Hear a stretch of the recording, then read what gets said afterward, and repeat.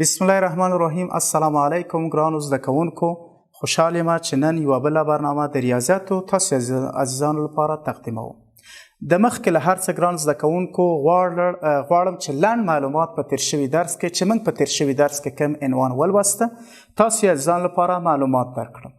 په تیر شوي درس کې ګرانو زده کوونکو موږ د لای تناهي پر لای تناهي مبهم شکل وپېژنده چې لای تناهي پر لای تناهي دویم مبهم شکل د اول 0 پر 0 و او دویمې لای تناهي پر لای تناهي او همدارنګه په ده هم پوه شو ګرانو زده کوونکو چې کله موږ غواړو د لای تناهي پر لای تناهي مبهم شکل لیمټونه حلوو، صورت او مخرج د تابع په هغه متحول ویشو چې تر ټولو لوی یا غټ توان ولري.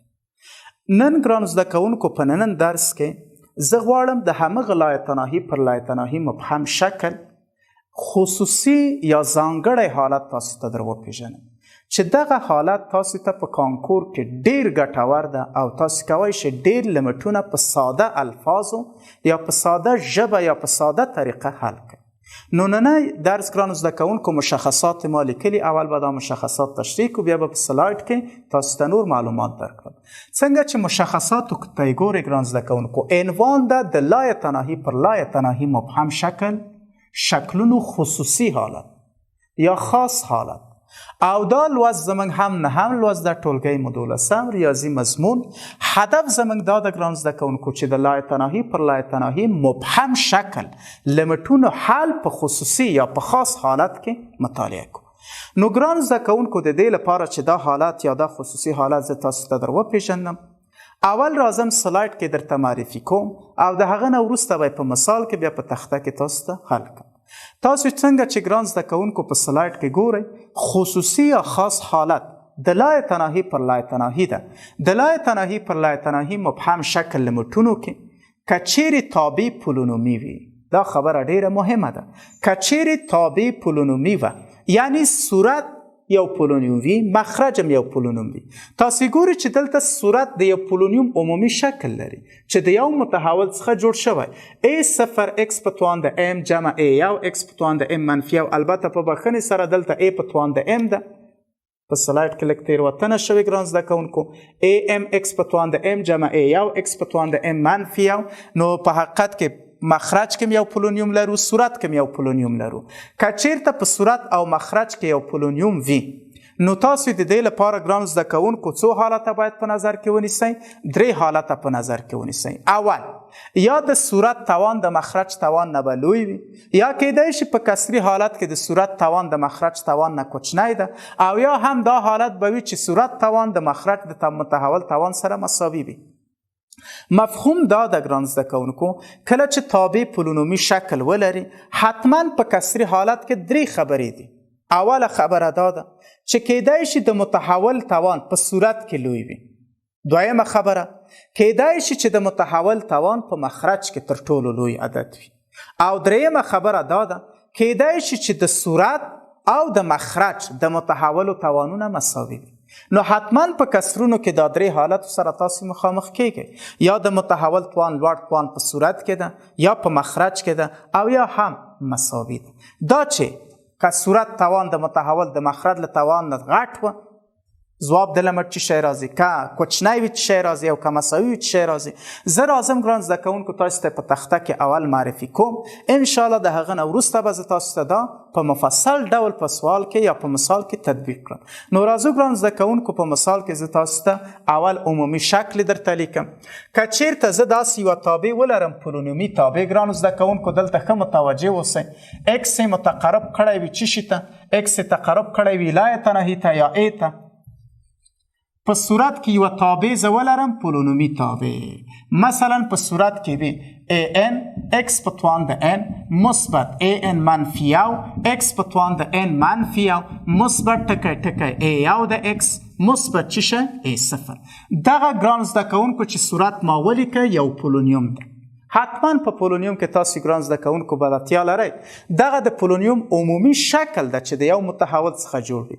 اوس که مخرج هم یو پولینوم وي، مخرج هم چې پولینوم ده، د مخرج پولینوم به am ولیکم ځکه د هغه سره فرق شي. am x په توان د m مثبت am منفي یو x په توان د m منفي یو مثبت ټکی ټکی a یو د x A یو د X او کوای شي چې ګران زده کوونکو دا مې په A وښوده دا په B وښیم فرق نه کوي یا یې په A وښیي یا یې په B وښیي ښایي دا به ووایي B یو X مثبت څه شی B صفر په دې خاطر چې فرق وشي ورسره اول A دویم B فرق نه کوي. اوس ګران زده کوونکو تاسې متوجه اوسئ صورت یو پولونیوم ده A n X په توان د n جمع A n منفي یو X په توان د n منفي یو جمع A یو د X مثبت A صفر او ښکته مخرج هم یو پولونیوم ده ځکه A B m X په توان د m مثبت B m منفي یو X په توان د m منفي یو جمع ټکی ټکی B یو د X مثبت B صفر صورت او مخرج دواړه پولونیوم دي وو او که چیرته دا کم شکل ځان ته غوره کړي لا یتناهي پر لا یتناهي دا شکل ځان ته غوره کړي نو دلته حتما درې خبرې دي. اوله خبره دا ده ګران زده کوونکو اوله خبره دا ده چې کیدای شي چې د صورت د متحول توان یعنی دغه n اول حالت دا ده چې دغه n د متحول د توان د صورت توان یعنی n د کم متحول ده هغه متحول چې په صورت کې د توان څو ده n که چیرې دغه توان د مخرج د متحول توان نه لوی وي بیا زمونږ د لمټ ځواب څه شی راځي ګران زده کوونکو زمونږ د لمټ ځواب لا یتناهي کیږي. دا ډیر اساسي او کانکوري بحث ده کله چې د متحول د توان د صورت د مخرج د متحول د توان نه لوی و ځواب لا یتناهي. دویمه خبره څه رقم ده که چیرته دا خبره داسې وي د صورت د متحول توان یعنی n د مخرج د متحول توان نه کوچنی وي بیا د لمټ ځواب څه شی راځي ګرانو زده کوونکو بیا د لمټ ځواب صفر ده د لمټ ځواب صفر. او دریمه خبره داسې کیدای شي که چیرته د متحول د صورت د متحول توان یعنی n د مخرج د متحول توان سره مساوي وي بیا د لمټ ځواب څه رقم ده بیا د همدغو ضریبونه را اخلو انتخابوو یې د ده ضریب څو ده an تقسیمه به د ده ضریب څو ده bm دا رقم په نظر کې نیسو. یعنی ګران زده کوونکو تاسو کله چې کسرونه مطالعه کوئ خو حتما درې خبرې دي پکې. اوله خبره څه شی ده کیدای شي چې د متحول توان په صورت کې لوی وي چیرته لوی وي په صورت کې. دویمه کیدای شي چې په کسر کې د مخرج د متحول توان لوی وي د مخرج د متحول توان لوی وي یا کیدای شي چې د صورت او مخرج د متحول توانونه څه وي مساوي. که د صورت د متحول توان د مخرج د متحول توان نه لوی و ځواب لا یتناهي که د صورت د متحول توان د مخرج د متحول توان نه کوچنی و ځواب صفر او که مساوي بیا یې ضریبونه را نیسو. راځم په ده کې ګران زده کوونکو تاسو ته مثالونه مې انتخاب کړي دغه مثالونه به زه انشاءالله په همدغه طریقه تاسو ته په ډیره ساده ژبه او په ډیره ساده طریقه درته حل کړم چې کانکور کې ډیر زیات ارزښت لرونکې موضوع ده. نو تاسو توجه وکړئ ګران زده کوونکو تخته به زه پاکه کړم دا خو پولونومي شکل ده اوس مثالونه درته حل کوم. اول سوال ګران زده کوونکو داسې راغلی تاسو د مکتب کتاب سوال ده x تقرب د لا یتناهي ته په صورت کې 3x مربع منفي 2 او په مخرج کې لرو x مثبت 1 دغه تابع ما ته راکړې اول دا تابع تاسو وګورئ پولونومي ده آفرین بالکل پولونومي ده. دویم د دې تابع لمټ موږ غواړو پیدا کړو باید څه کار وکړو باید څه شی وکړو آفرین تقرب باید وضع کړو د x په ځای د x په ځای چې تقرب وضع کړو 3 ضرب د لا یتناهي لا یتناهي لا یتناهي منفي عدد لا یتناهي صورت څه شی شه صورت لا یتناهي شه مخرج کې د x په ځای څه شی وضع کړو لا یتناهي څه شی لا یتناهي لا یتناهي جمع یو لا یتناهي خی لا یتناهي پر لا یتناهي مبهم شکل نه ده بالکل مبهم شکل ده. اوس دا لمټ زه غواړم چې په هغه لنډه طریقه چې ما تاسو ته معرفي کړه په هغه طریقه یې حل کړم. نو د ده لمټ ځواب څنګه پیدا کوم ګورئ سوال زه حل کوم نه فقط قانون مې چې ویلی و هغه پې تطبیقوم. قانون څه رقم ګران زده کوونکو آفرین قانون دا و چې د متحول لوړ توان ګورو چې په صورت کې ده که په مخرج کې ده که په صورت او مخرج کې مساوي ده. تاسو د متحول توان وګورئ چیرته ده لوی توان د متحول لوی توان چیرې ده ګران زده کوونکو آفرین دا په صورت کې ده د متحول لوی توان چیرته ده په صورت کې. کله چې د متحول لوی توان په صورت کې وي د لمټ ځواب څه شی و د لمټ ځواب په ګرانو زده کوونکو لا یتناهي خی د دغه لمټ قیمت څو راځي د لمټ قیمت لا یتناهي. ډیر هیڅ مې ګران زده کوونکو پې کوم محاسبه ونه کړه فقط سوال ته ګورم د متحول توان ګورم چې په صورت کې ده غټ توان البته که په مخرج کې ده او یا په صورت و مخرج کې مساوي ده. که د متحول وړ توان په صورت کې و د لیمټ ځواب مستقیما چی راځي لا یتناهی. هیڅ حل ته ضرورت نشته ځکه قانون هم ورته درلوده. ښه راځم ګران زده کوونکو په همدغه موضوع کې دویم مثال تاسو ته حل کوم او تاسو ښه متوجه اوسئ. دویم مثال ګران زده کوونکو داسې ده لیمټ چې اکس متقرب ده لا یتناهی ته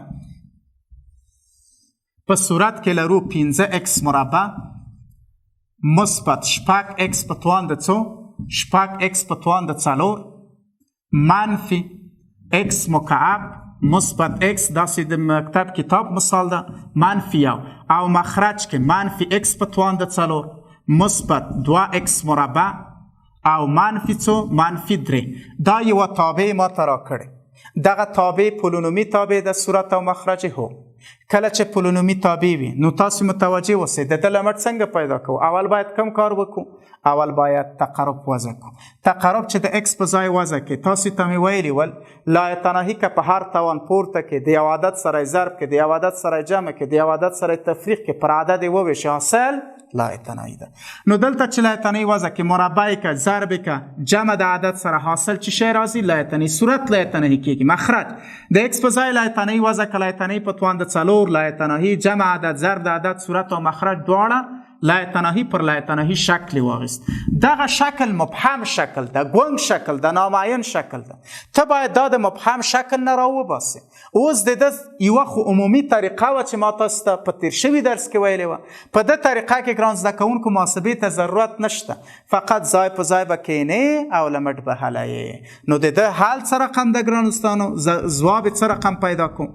ځواب یې داسې وایي د متحول لوړ توان چیرته ده غټ توان د متحول لوړ توان چیرته ده په صورت کې ده په مخرج کې ده یا مساوي ده. وګورئ چیرته ده ګران زده کوونکو آفرین اکس په توان د څلور لوړ توان ده په صورت کې او په مخرج کې اکس په توان د څو لري څلور مساوي ده. په مساوي حالت کې ضریبونه لیکو.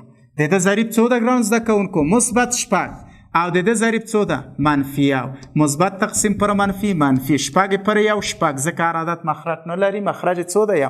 د لیمټ ځواب څو راغی د لیمټ ځواب منفي شپږ. د لیمټ ځواب څو راغی منفي شپږ. یو بل سوال هم ګران زده کوونکو دلته به درته حل کړم.